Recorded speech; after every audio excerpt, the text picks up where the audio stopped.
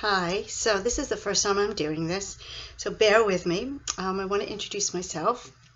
My name is Mary Chepak, and I'm a therapist. I've been a therapist for a gazillion years, a couple of decades, and I have a practice on Long Island, and I worked in the city for several decades as well.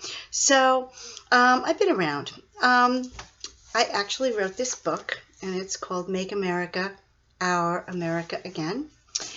And the reason that I wrote it is because I think that, as we all know, anybody who's paying any bit of attention, we have a polarity going on in this country. We are polarized to smithereens. And it's sad. It's sad for whatever side you're on, right?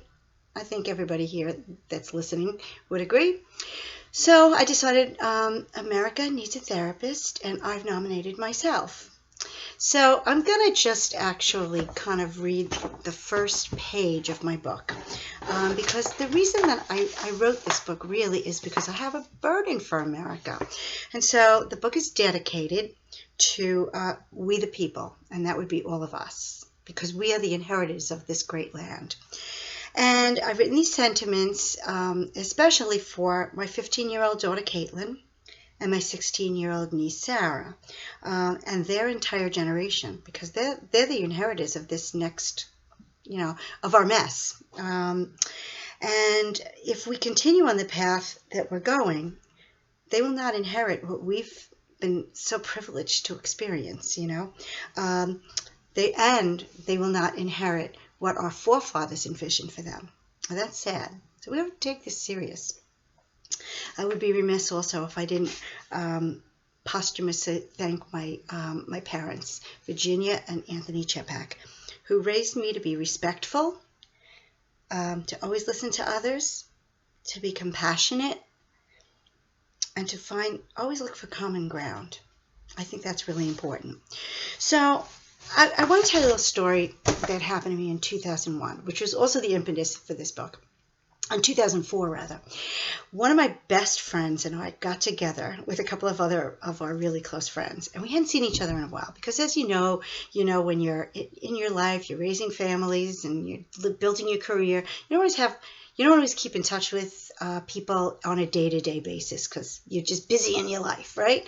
So what happened was very close friends who had not seeing each other. We got busy.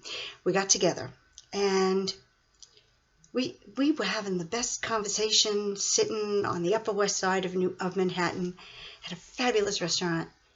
And then we started talking about the election, and that was the 2004 election. And me and this bestie, did we disagree? And we really, really went at it with each other, And it wasn't until both of us realized that our friendship and our relationship had to be more important than our politics, And so over the years, since 2004, 14 years, we've learned to learn from each other, listen to each other, and respect each other. We don't always agree. I mean, I'd say probably 80% of the time we don't agree. But there's that 20% we do agree. We find our common ground anyway, and that's really important, And a friendship has survived, thank God, So since that time, I really started, since 2004, we've gotten even more polarized. And since 2004, I really started looking at what are the things that are going on that are causing us to be that way. And so I collected information, and that was the impetus for this book. I actually, let's see,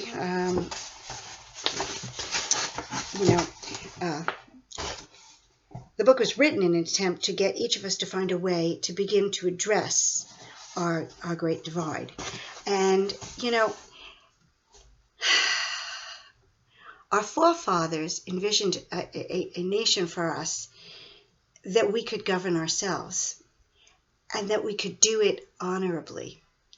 And that really comes, it behooves us to listen to the other side.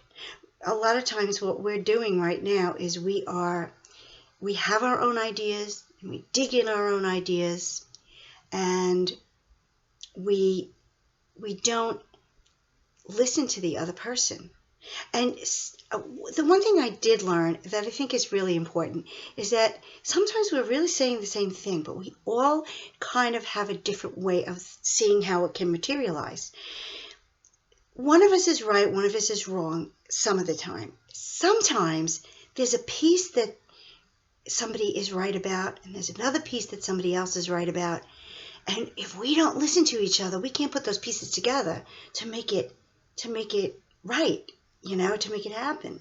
So this is the first, and it's a very small snippet of just introducing myself. And I'm going to go through my entire book. Not today, don't worry. This video is almost over. But, oh well. Yeah, it really is almost over. Phone is ringing. So tune in for my next one. I'm going to go through each chapter. So you don't even have to buy my book. I'm doing this out of a passion for what I believe, and to help the nation, to help each of us. Thank you for listening.